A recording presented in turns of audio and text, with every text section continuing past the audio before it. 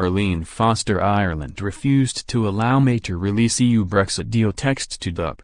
Ms Foster yesterday shot down a deal over the border, telling Theresa May she would no longer support her government in a confidence and supply deal if the situation of Northern Ireland was any different to that of the UK.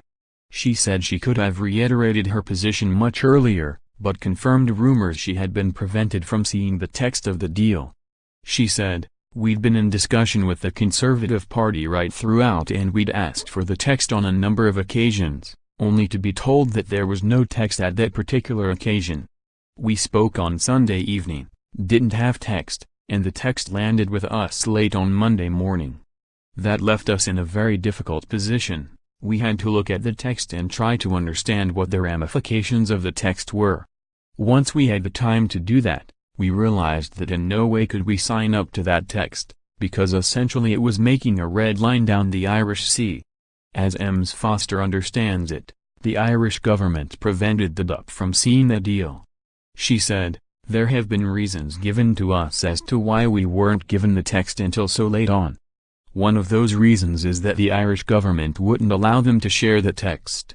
Ms Foster also said she remains unequivocal to her opposition to a special Brexit deal for Northern Ireland, claiming it could break up the UK. The DUP leader dug her heels in over the Ireland Brexit crisis after a deal on the Irish border was reached, then abandoned yesterday. She defiantly told Sky News, "In terms of our constitutional position, in terms of our economic position, there must be no borders between the constituent parts of the United Kingdom." She said she had made this clear to Theresa May when she was finally contacted with the details of a deal on the border at Monday lunchtime. The Prime Minister's failed deal came after Irish Taoiseach Leo Varadkar said he was unequivocal that there could be no hard border on the island of Ireland after Brexit.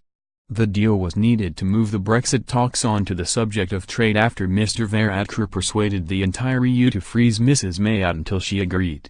It would have effectively kept Northern Ireland in the single market and customs union after Britain leaves EU.